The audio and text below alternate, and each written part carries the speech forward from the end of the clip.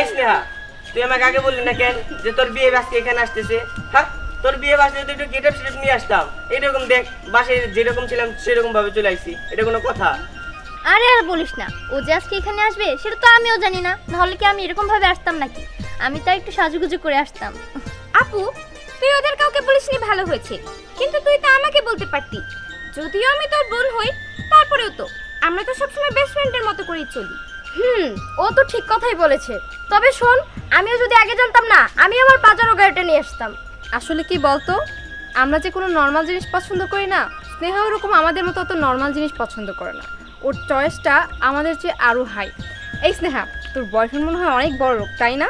আরে অবশ্যই বড়লো, কারণ স্নেহার বিয়ে বড়লোক তো হতেই হবে, কারণ স্নেহা তো কোনো লো লেভেলের জিনিস পছন্দই করে না। দেখ, তোর এভাবে বলছিস কেন? ওর সব থেকে বড় পরিচয় হচ্ছে ও আমার প্রিয় মানুষ। ও আমাকে অনেক ভালোবাসে, এটাই আমার কাছে অনেক। এর জন্যই তো বললাম তোর বয়ফ্রেন্ড বোধহয় অনেক বড় লোক, কোটিপতি। হাই। এই ছোট লোকটা আবার কে? আরে এখানে এই ফকিনিটা আবার কোথা থেকে আসলো? তাই তো, ওর গা দিয়ে তো গন্ধ বের হচ্ছে, এইখানে এসে আবার হাই বলছে। এই, তোর এইভাবে কথা বলছিস কেন? ওই আমার বয়ফ্রেন্ড। বয়ফ্রেন্ড? এই, ওকে তো দেখে মনে হচ্ছে বাজারের কুলির কাজ করে, আর এটা তোর বয়ফ্রেন্ড কিভাবে হয়? এই আপনারা এরকম করতেছেন কিসের জন্য? আমি ফকির হই যাই হই, আমিও তো একজন মানুষ, তাই না? হ্যাঁ, তুই মানুষ, কিন্তু তুই তো একটা ছোট লোক। আপু, ওর সঙ্গে তোমার একদমই যায় না, তুমি আমার সঙ্গে চলো তো। রায়না, থাম তো এবার, এসব কি উল্টোপাল্টা কথা বলছিস? দেখ, আমি ওকে অনেক ভালোবাসি, ও আমাকে অনেক ভালোবাসে। এখনো কোটিপতি নাকি গরিব সেটা আমার দেখার ব্যাপার না।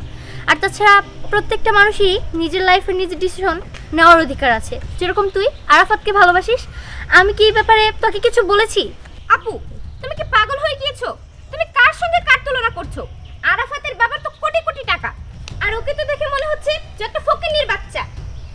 স্নেহা, তোর রুচি যে এতটা নিচে নেমে গেছে তা আমি কখনো ভাবতেও পারিনি। ছি। আচ্ছা বাদ দাও, তুমি এখন আমার সাথে যাবে? না, আমি এখন তোমার সাথে যেতে পারবো না। আসলে দাদুকে আজকে তোমার আর আমার ব্যাপারে সব কিছু বলেছি তো, দাদু তোমাকে দেখতে চেয়েছে। ও আচ্ছা, ঠিক আছে, তাহলে তুমি যাও, আমিও যাচ্ছি। ঠিক আছে।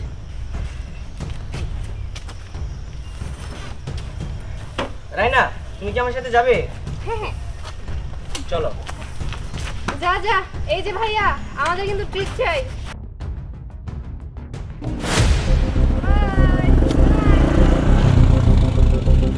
দেখ স্নেহা, তোর বোনকেই দেখ। ছি ছি ছি ছি, ছি। তুই যে এরকম একটা ছেলেকে পছন্দ করেছিস, ভাবতেই যেন আমার কেমন লাগছে। আমাদের বাসার কাজের ছিল তোর বয়ফ্রেন্ডের চেয়ে ভালো। হ্যাঁ স্নেহা, এটা তো চয়েস হলো। এই লাবণ্য, চল তো। চল। তোদের বয়ফ্রেন্ডের কাছে হয়তো বা অনেক টাকা পয়সা আছে, তারা হয়তো বা অনেক বড় লোক, কিন্তু তোরা গ্যারান্টি দিয়ে কোনোদিনও বলতে পারবি না যে তোদের বয়ফ্রেন্ড তোদেরকে মন থেকে ভালোবাসে। কিন্তু আমি গ্যারান্টি দিয়ে বলতে পারবো, ওর কোনো কিছু না থাকলেও ও আমাকে মন থেকে ভালোবাসে। ওর ভালোবাসা 16 আনা খাঁটি।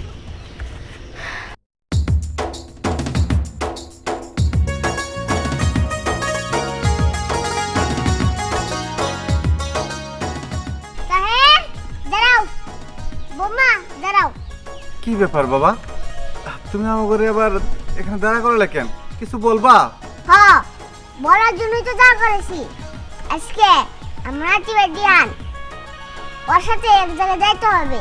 এক জায়গায় যাইতে হবে? আপা, আমরা তো এক জায়গায় যাচ্ছি। আচ্ছা, তুমি বাবা না, একটা কাজ করতে হবে। কি কাজ? আমি একটা মেয়েকে ভালোবাসি, আর এই মেয়েটা আমাকে সত্যি সত্যি ভালোবাসে নাকি আমার টাকা গাড়ি বাড়ি দেখে ভালোবাসে সেটা আমি একটু পরীক্ষা করবো। তাই তোমাদের একটু গরিব সাজতে হবে। কি বলিস? না, সাজবো কেমনে? গরিবের কাপড় চোপড় যা লাগে সব আমি দিব, তোমরা বলো সাজবে কিনা সাজবে না। না না, আমার দ্বারা গরিব সাজা সম্ভব না। আমার দ্বারাও সম্ভব না, আমি গরিব সাজতে পারবো না। তাহের, বোমা, আমার নাতি ভাই যা কইছে, গরিব সাজতে হবে, তোমাদের গরিবই সাজতে হবে। এটা আমার আদেশ, তোমরা গরিব সাজো।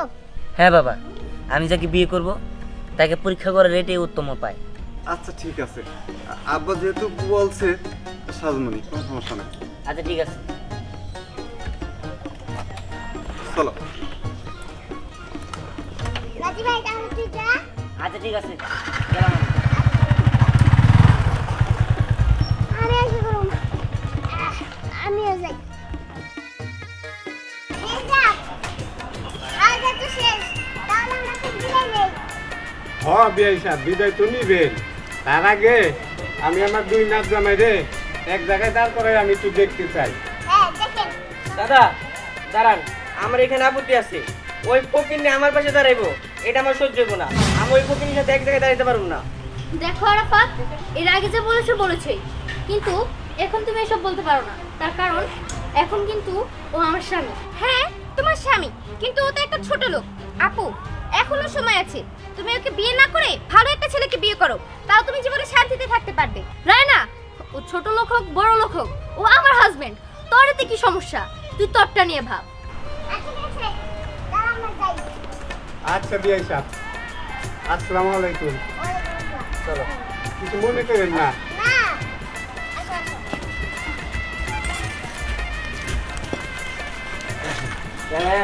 আমরাও আগাই নাকি? হ্যাঁ দাদা, তাহলে আমাদের বিদায় দেন, আমরাও আসি।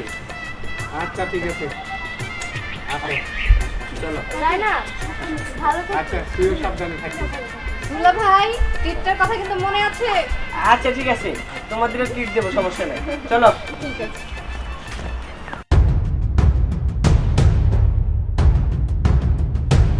দাঁড়াও। কি ব্যাপার আরাফাত, এগুলো আমি কি দেখতেছি? কেন মা, তোমাকে না বললাম যে একটা মেয়েকে আমি অনেক পছন্দ করি, ওকে আমি ভালোবাসি, এর জন্য তোকে আমি বিয়ে করে নিয়ে আসলাম।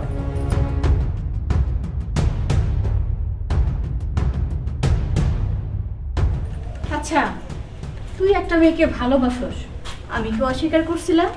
আমি তো বলছিলাম ঠিক আছে, তুই যাকে ভালোবাসোস তুই তাকেই বিয়ে করে নিয়ে আসবি। কিন্তু এগুলো আমি কি দেখতেছি? মেয়ের বাপ মা এতটা ছোট লোক, এত ফকিন্নির বাচ্চা হয়তো বিয়ে করছোস? হ্যাঁ, একটা গহনা দিতে পারে নাই, যা দিতে সব হলো ইমিটেশন। বুবু, আমার কোনো দোষ নাই। বাইকটা জোর করে ধরলো, তাই হাতে গেছিলাম। বুঝই তো বাইকটা আমি কত ভালোবাসি, এই জন্য নকে গেছিলাম। তুই চুপ কর, তোর জোর করলো বিধায় আর তুই রাজি হয়ে গেলি।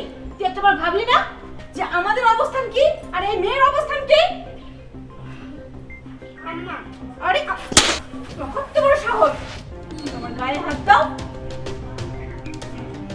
ছোট লোকের বাচ্চা করতে পারে। হ্যাঁ, এই মুহূর্তে কখনো তুমি ওর আম্মাকে ডাক দিবা না।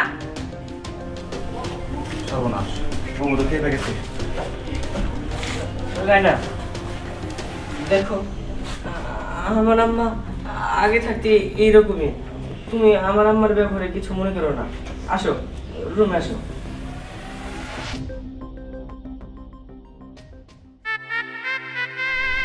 এই তো আমাদের বাড়িতে চলে আসছে। আপনাদের বাড়ি মানে? এটা আপনাদের বাড়ি কিভাবে হয়? ইহান, চলো তোমার বাড়িতে নিয়ে চলো। আরে হ্যাঁ, বাবা যা বলছে সত্যি বলছে, এটা আমাদের বাড়ি। কি বলো তুমি? এটা তোমাদের বাড়ি মানে? না, দিহান যে বলছে, ও কি সত্যি বলছে? হ্যাঁ বৌমা, এটা আমাদের বাড়ি। দিহান, তুমি এত কোটিপতি ঘরের ছেলে, তার মানে তুমি আমার সাথে চিট করেছো, তাই না? আরে না না কি বউ, সব প্ল্যান আমার। আরে হ্যাঁ, দাদা যা বলছে সব ঠিকই বলছে। এই সম্পত্তি যদি আমি কাউকে দেখাতাম, তাহলে যে কোনো মেয়ে আমার জন্য রাজি হয়ে যেত বিয়ে করার জন্য। কিন্তু আমি তা চাই না। আমি চাই কেউ আমার সম্পত্তির টাকা পয়সা এগুলোকে ভালো না বাসুক, কেউ একজন আমাকে ভালোবাসুক। আর যে আমাকে ভালোবাসবে আমি তাকেই বিয়ে করব।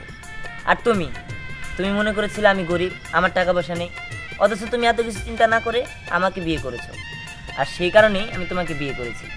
দিহান, তুমি আমার জন্য ওদের এত অপমান সহ্য করেছো। ওরা তোমাকে কতই না অপমান করেছে। আমার বোন, আমার বান্ধবীরা তোমাকে অনেক অপমান করেছে, তারপরেও তুমি আমার জন্য সবকিছু সহ্য করেছো। তুমি কত বড় লোক ঘরের ছেলে, অথচ আমার জন্য তোমার কত কথাই না শুনতে হয়েছে। দিহান, তুমি আমাকে মাফ করে দাও। আরে এখানে সব নাটক বন্ধ করে আমার লক্ষ্মী বৌমারে ঘরে নিয়ে যাও। যাও।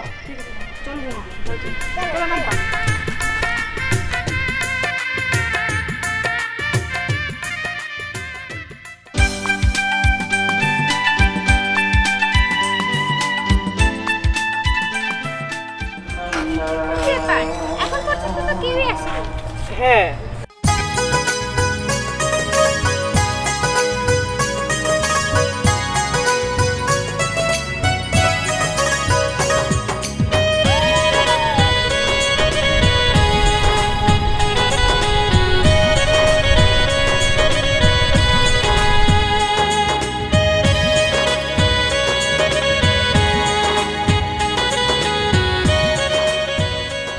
কি ব্যাপার, ওরা কোথায়?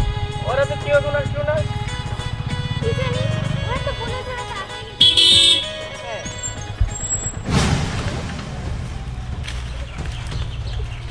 কি ব্যাপার?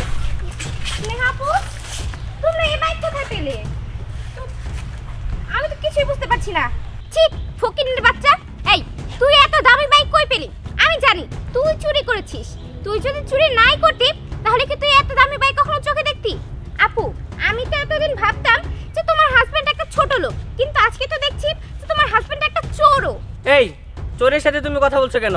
তোমাকে বলেছি না যে চোরের সাথে কথা বলবে না? আরে এখানে কি হয়েছে? কি আর হবে, এতদিন তো জানতাম যে স্নেহার হাজবেন্ড গরিব, কিন্তু এখন জানি স্নেহার হাজবেন্ড চোর। হ্যাঁ, চোর? চোর হতেই পারে, এরকম ছোট লোকদের দিয়ে একদম বিশ্বাস নেই। ওরা যে কোনো মুহূর্তে যে কোনো জিনিস চুরি করতে পারে। তা কি চুরি করেছে শুনি? আরে দেখ, এত সুন্দর একটা বাইক কোথা থেকে জানি চুরি করে নিয়ে এসেছে। এই, এত সুন্দর বাইক! এই যে আপনারা থামেন। আপনাদের মন মাইন্ড যে এতটা নিচু সেটা আমি আগে জানতাম না। আচ্ছা, আমি এই বাইকটা চুরি করে এনেছি, তার কোনো প্রমাণ আছে আপনাদের কাছে? এই, তুই যদি বাইক চুরি না করিস তাহলে এত দামি বাইক তুই কোথা থেকে পেলি? থামো তোমরা, এতক্ষণ তোমাদের অনেক কথা শুনেছি আমি, কিন্তু আর না। এই, তুমি কি বলছো? ও চুরি করে বাইক এনেছে, তাই না? হুম, মানুষের সম্পর্কে কথা বলার আগে ভালো করে জেনে বুঝে তারপরে কথা বলবে। এই, তুমি নিজেকে কি ভাবো কি? হ্যাঁ, তোমাদের অনেক সম্পত্তি আছে আর আমরা ছোট লোক, গরিব। শোনো, তোমরা যারা এখানে আছো তোমাদের সবার সম্পত্তি বিক্রি করলেও ওর সম্পত্তি 4 ভাগের 1 ভাগও হবে না। দিহান গ্রুপ অফ ইন্ডাস্ট্রি, কখনো নাম শুনেছো? সেই গ্রুপের অনার দিহান। মানে এটা তো বাংলাদেশের নাম্বার 1 কোম্পানি। হ্যাঁ, এটা হচ্ছে নাম্বার 1 কোম্পানি, আর এই কোম্পানির অনারই হচ্ছে আমার স্বামী দিহান। আরে ওকে দেখে তো বোঝা যায় না ও কিভাবে এই কোম্পানির ওনার হয়। মানুষের পোশাক আশাক দেখে কখনো বোঝা যায় না যে মানুষের মনের ভিতরে কি আছে আর সে কি। আসলে তার ব্যবহারই হচ্ছে বংশের পরিচয়। আর আপনাদের ব্যবহার তো তেমন একটা ভালো দেখছি না, তার কারণ আপনাদের মন তো ভালো না। আপনাদের চেহারা সুন্দর, কিন্তু মন হচ্ছে কুৎসিদের মতো কালো। আপনাদের মন ভালো করেন তাহলে দেখবেন আপনাদের জন্য সব কিছু সহজ হয়ে যাবে। আর আপনারা যদি মানুষের সাথে খারাপ ব্যবহার করেন, মানুষ দিন দিন আপনাদের পাশ থেকে সরে যাবে। বিহান ভাই, আসলে আমরা বুঝতে পারিনি, না বুঝেই তোমাকে অনেক অপমান, অনেক কথা বলেছি। আপনি ভাই দয়া করে আমাকে মন থেকে মাফ করে দিবেন। ঠিক আছে, আমি আর আমার মনের মধ্যে কিছু রাখলাম না, আপনাদের সবাইকে আমি মাফ করে দিয়েছি। রাইনা, তুমি ভাইয়ের কাছে মাফ চাও। ভাইয়া প্লিজ, আপনি আমাকে মাফ করে দিবেন। আচ্ছা ঠিক আছে, তোমরা সবাই চিন্তা করো না, আমি তোমাদেরকে মাফ করে দিলাম। আর শোনো, আজকে আমি তোমাদের সবাইকে ট্রিট দিব। ওরে